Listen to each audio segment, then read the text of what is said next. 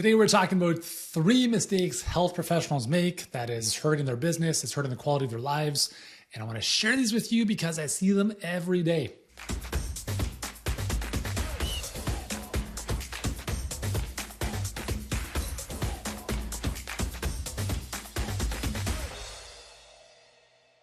Hey guys, what's going on? Yuri Elkaim here, founder and CEO of Healthpreneur. We help health professionals get clients and scale their businesses online. Today's episode is fueled by Mocha Cremoso, which is a very nice espresso from Italy. Came across a little while ago. And so I'm a little bit caffeinated at the moment, but listen, I'm going to bring you the goods. So I'm going to share 3 things with you. 3 things that I've seen time and time again. So let's just dive right in. And I'm going to see if I can get this video in under 10 minutes because most of my videos are like 15 to 20. I thank you for watching or listening in. I'm going to see if I can get this one under 10 minutes. Okay, here we go. Mistake number one health professionals make is they focus on one-on-one care. And I know that sounds weird, right? Like how else am I supposed to help my clients or my patients if I'm adjusting their spines or massaging them? I'm not talking about this stuff, okay? So I'm not in the business of helping fill your brick and mortar practice. I've created a video recently about why we decided not to do that. I'm not here to further bondage you into a practice that feels like a prison. We're here to help you build a virtual practice, okay? And like when I am having conversations with people, and I'm like, well, how many clients do you currently work with? How many do you want to be working with? And like, right now I'm seeing about 5 to 6 a day. Instantaneously, the answer to that question has told me exactly how they practice. Everything they're doing is one-on-one because I don't talk in those terms. I have currently 240 clients, but I don't see 240 clients today. Not in that fashion. That's not the world that I'm living in. That's not the world that I want to help create health professionals build. So you're at 5 to 6. Where do you want to be? Oh, I'd love to be at 15 clients a day. Cool. How much do you charge? Awesome. I charge $100 an hour. Cool. Where do you want to be? Well, I want to be at, 20K per month. Okay, cool. So if you're charging $100 an hour and you want to be at 20K a month, then you would need 200. And I just want to make sure the math is right. I'm going to take out my phone here because I can't do math in my brain apparently. 20,000 a month divided by $100 an hour. You need 200 sessions. Hopefully they're not an hour long, but even if they're 30 minutes, it's a lot. 200 in a month divided by 4. That's 50 sessions a week, 50 client-facing sessions a week. Is it any wonder that burnout is the number one problem that health professionals face or complain about? The model is archaic. It is broken. It's not sustainable and it's not scalable. So the most you can make before you go mentally insane is 20,000 a month. And you'd have to do 50 hours of sessions a week with your clients. Even if it's 30 minutes, that's still 25 client-facing sessions a week. That's a lot, right? It's a lot. So the model of one-on-one is not sustainable. It's not scalable. And you have a capacity ceiling. I've talked about this in many places. You have a capacity ceiling on the number of people you can help and the amount of money you can make. So you can only, in this case, only make 20,000 a month. That is not a lot of fun, okay? I want you to make that on a daily basis if you want to. And the only way you can do that is by helping more people, but you can't help more people in a one-on-one fashion. Therefore, you have a lot of people on a waiting list, which is a suffering list, and it sucks to be on a suffering list because you're waiting for weeks or months to get help. Why would you do that, right? So the biggest number one mistake is health professionals are focused on one-on-one care. And if you don't know what to do instead, then you should probably reach out to us for help because as long as you are open-minded to think outside the box of helping people in your clinic and you see the writing on the wall that being online is a major opportunity moving forward, this is what we do. We eat this stuff for breakfast every single day. We work with naturopaths, physios, chiros, medical doctors, a few massage therapists who are open-minded enough to realize they can help people beyond massaging them, personal trainers, dietitians, nutritionists who understand that they can do things beyond one-on-one, right? If you're not sure how to do all that stuff, that's why you need to be reaching out for help. You didn't go to school knowing what you do now. You went to school to learn how to do that. So in our world, people come to us because they either have a virtual practice that they want to scale, or they want to move out of their brick and mortar and start a virtual practice, but they're not sure how to do the delivery or acquire clients. We do this in our sleep, guys. Okay. So like, if you need help, just reach out. So the one-on-one model is archaic. It's obsolete. It has its place in some cases, but you can't build a business on it. That's mistake number one. Mistake number two is health professionals do not charge enough. If you charge $100 an hour, you're undercharging, and it's actually a disservice to the client because it's transactional. I've talked about this more times than I want to even think about, but let's use the context of a coaching program, a virtual practice type of concierge type of practice. You charge for an outcome, not for time. But even still, we have clients that undercharge. I'm like, sorry, you're charging $997 for this outcome you're helping people achieve. You understand you're undercharging, right? If a client is charging $10,000 to help someone lose weight, they're still undercharging. You're undercharging. You're not getting paid what you're worth.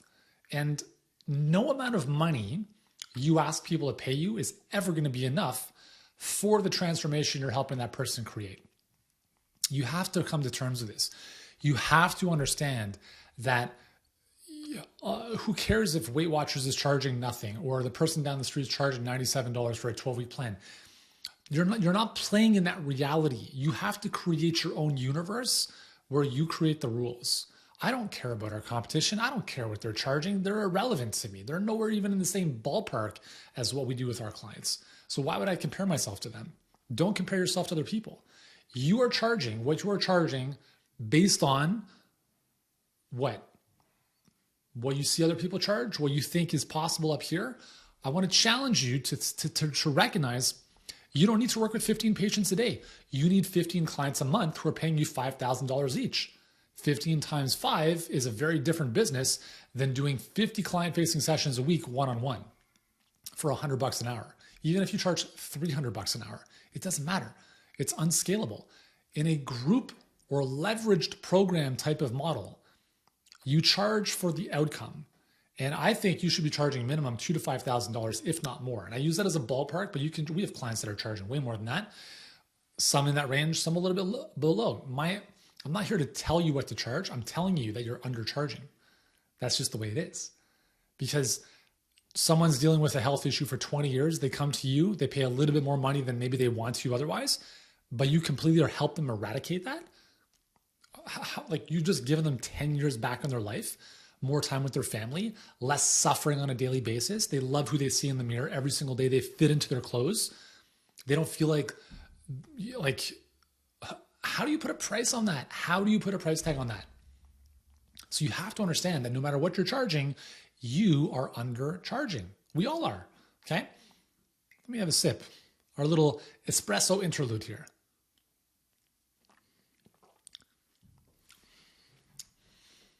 Okay, pretty good. So charge more. And if the person says, well, why do you charge so much? You can tell them, because you are worth it. Why would you say that? Because if they pay you $5,000 instead of the $200 they thought they were going to spend, do you think they're going to show up a little bit differently? Yeah, they are. Are you going to show up a little bit differently than if you charge $200? Yeah, you are. Do you think they're just going to pay you the money and never do anything? No, they're going to get the result. They're going to transform their friggin' life. That's why you're charging more for them, not for you. It's not about you. It's not about us. Okay? We are the catalyst in their transformation. We're simply demanding a certain price because we know our worth, we know our value, but most importantly, it's because they are going to show up and get the result and stop the suffering. Because people don't pay attention if they don't pay. The more they pay, the more they pay attention. And I'm not here to make healthcare inaccessible. I understand there's always going to be a segment of the population that can't afford to work with you. Your goal is not to work with ICU patients, okay? 78% of COVID patients in the ICU are obese. That is a fucking problem, okay? That is a major issue that you should, why is this not being talked about, right? Why are personal trainers not considered frontline workers? They should be. A trainer, F45 trainer, someone has their own gym, they can help someone lose 20, 30 pounds. How is that not more important than a nurse working in a hospital with an ICU patient? Okay, I'm not here to debate who's more valuable. Everyone is, right? Nurses, doctors, trainers, nutritionists, the whole bit. Okay, but what I'm saying is that you have magic that can make a tremendous difference in someone's life. Do not ever, ever, ever undercharge. If someone doesn't want to pay you, too bad. Have a nice life. That's it. Okay, I played way too long in the world of I want to help everyone, only to realize the people who need the help most want it the least. Okay, so you can be a martyr in the service of other people and have fun with that. Or you can say, you know what, if you don't want to work with me, tough shit. I'm going to move on and work with someone else who does. I know it sounds a little bit terse, but listen, like you have to enjoy the quality of your life as well. You have to enjoy the people you're working with. And it's very, very unfortunate that the people who need the most help in this world want it the least. Don't try to help them if they're not willing to be helped. Okay. And it took me like 10 years to come to grips with that. Okay. It really did. So that's the second mistake, is not charging enough. First mistake is focusing one-on-one. Number 2 is not charging enough. Third mistake is delegating all the sales and marketing to someone else. All right, so we're at 11 minutes. Sorry guys, this is going to go on a little bit longer, but I gotta go here. You cannot delegate the most important piece of your business, which is the marketing. Okay. You are the natural salesperson for your business because you are selling the thing you're servicing people with. No one's going to sell as well as you. You bring the fire, you bring the passion, you bring the energy, you bring the results. You're the person who can sell your thing because you developed it. Okay. I want to put that aside for a second. You have to be okay with sales because selling is serving. The more important piece though is the marketing. The marketing is the messaging you put out into the world for people to find out about who you are in the first place, to even come into a conversation with you. That would be the selling conversation. But a lot of health professionals are just like, I worked with an agency and they did this stuff for me and they did a terrible job. No wonder they did a terrible job. They don't understand your messaging. They don't understand what's up here. You do. You cannot delegate your marketing. That's like delegating your workouts. Like I'm going to get in great shape, but my trainer's going to work out for me. Really?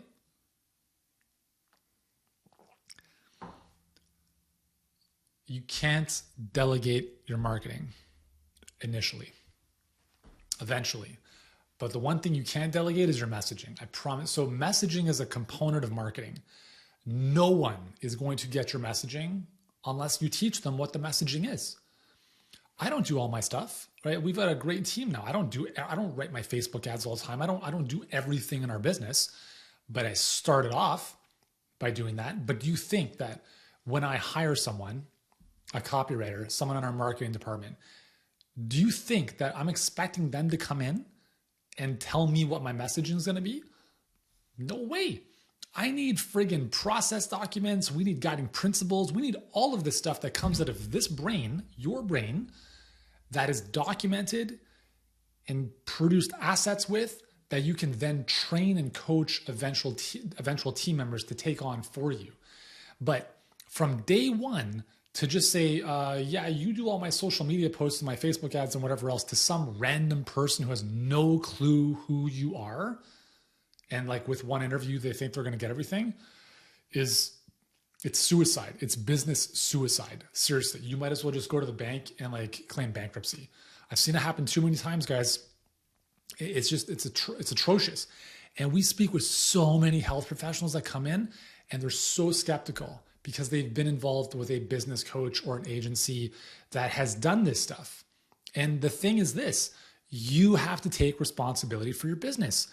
We have someone who runs our ads. If our ads don't work well, I take full responsibility because the ad copy is on me or on our team or on our creative.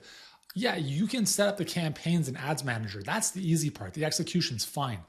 But I can't expect you to come up with unbelievable angles and hooks and great creative if I haven't worked with you very closely for a certain amount of time.